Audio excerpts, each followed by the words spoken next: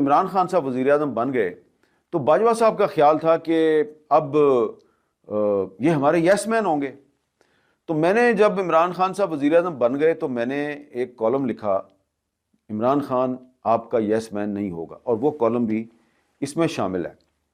آپ کو یاد ہوگا کہ جب عمران خان صاحب وزیر اعظم تھے تو وہ جنرل باجوہ صاحب کی بڑی تعریفیں کیا کرتے تھے. جب وہ ان کی تعریفیں کیا کرتے ہیں نا تو ہم اس وقت پھر دلی دل میں مسکرایا کرتے تھے، اور ببانگ دوہل اپنے ٹی وی پروگرام میں، اپنے کالموں میں میں یہ کہا کرتا تھا کہ یہ بات چلے گی نہیں، کیونکہ باجوہ صاحب جو ہیں وہ عمران خان سے کچھ ایسے کام کروانا چاہتے تھے جو کہ عمران خان کرنا نہیں چاہتے تھے. اچھا، اب کام تو یہ بہت سے تھے، لیکن اس میں میں آپ کو 2 یا 3 چیزیں بتاؤں گا. ایک تو یہ کہ عمران خان صاحب کو یہ کہا گیا کہ آپ اسرائیل کو انگیج کریں، یہ 2019 کی بات ہے. تو عمران خان صاحب جو ہیں ان کے پاس بہت سے لوگ گئے اور انہوں نے ان کو یہ مشورہ دیا کہ آپ اسرائیل کو انگیج کریں. اس کی وجہ کیا تھی؟ وجہ یہ تھی کہ باجوہ صاحب کا خیال تھا کہ جو فروری 2019 میں پاکستان اور انڈیا کے درمیان ایک جنگ کی صورتحال پیدا ہوئی اور ایک ٹینشن پیدا ہوئی، تو اس میں اسرائیل جو ہے وہ انڈیا کے ساتھ تھا. تو وہ ہمیں یہ کہتے تھے کہ جی ہم نے مفت میں انڈیا کو اسرائیل کی صورت میں ایک اتحادی دے دیا ہے، اور بہت سے عرب کنٹریز نے اسرائیل کو تسلیم کر لیا ہے، ہم تسلیم نہیں کرتے، تو پاکستان میں اس پہ ڈبیٹ ہونی چاہیے اور اسرائیل کو انگیج کرنے کی ضرورت ہے. اچھا، اسرائیل کو بیک چینل سے کافی سالوں سے انگیج کیا گیا ہے، لیکن عمران خان صاحب پہ کچھ زیادہ ہی دباؤ تھا کہ آپ اسرائیل کو انگیج کریں. اور ایک میٹنگ تھی پرائم منسٹر سیکریٹریٹ میں، اور اس میں بھی موجود تھا اور بھی کچھ لوگ موجود تھے. وہاں پہ عمران خان صاحب کو یہ مشورہ دیا گیا کہ آپ اسرائیل کو انگیج کریں.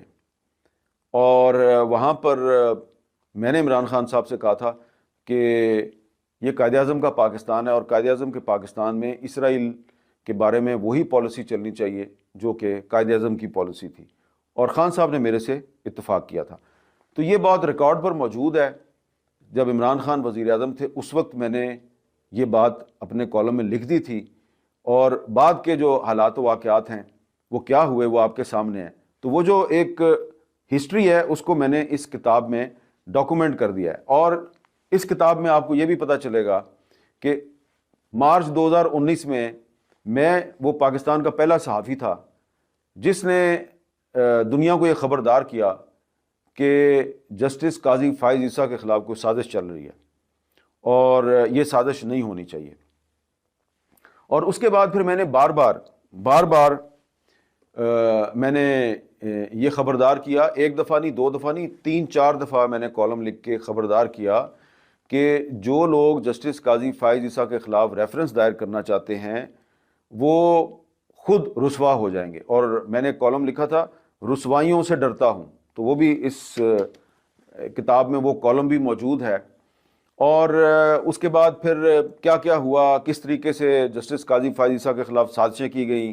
اور پھر عمران خان صاحب جو ہیں، میں نے یہ بھی لکھا ہے کہ عمران خان صاحب جو ہیں وہ بعد میں کہتے تھے کہ جی میں نے یہ سازش نہیں کی، سازش تو کسی اور نے کیا. لیکن بہرحال عمران خان صاحب جو ہیں بطور وزیر اعظم، وہ چیف ایگزیکٹو تھے حکومت کے، تو ان پر یہ ذمہ داری عائد ہوتی تھی کہ اگر سپریم کورٹ کے ایک جج کے خلاف ریفرنس دائر ہو رہا ہے تو وہ اس ریفرنس کی پہلے خود انکوائری کرتے اور اس کے بعد اس کو پریزیڈنٹ آف پاکستان کو بھجواتے، اور پریزیڈنٹ آف پاکستان نے بھی بغیر انکوائری کیے وہ سپریم جوڈیشل کونسل کو بھجوا دیا. تو وہ جو سارے حالات و واقعات ہیں وہ بھی اس میں ڈاکومنٹ ہیں. پھر آپ کو اس میں یہ بھی پتہ چلے گا کہ 5 اگست 2019 کو جو بھارت نے مقبوضہ کشمیر کی خصوصی حیثیت کو ختم کیا، اس کا اسپیشل سٹیٹس جو ہے اس کو ختم کیا، انڈین کانسٹیٹیوشن سے 370 اور 35A کو نکالا.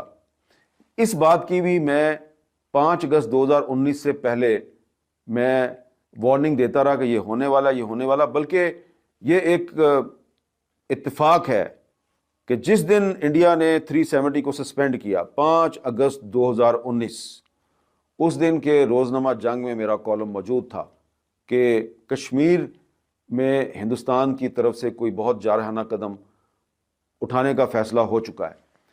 اس کی وجہ یہ تھی کہ ہمیں رائٹ لیفٹ سے پتہ چل رہا تھا کہ کچھ ہونے والا ہے، لیکن جو ہمارے ارباب اختیار تھے ان کو پتہ نہیں تھا۔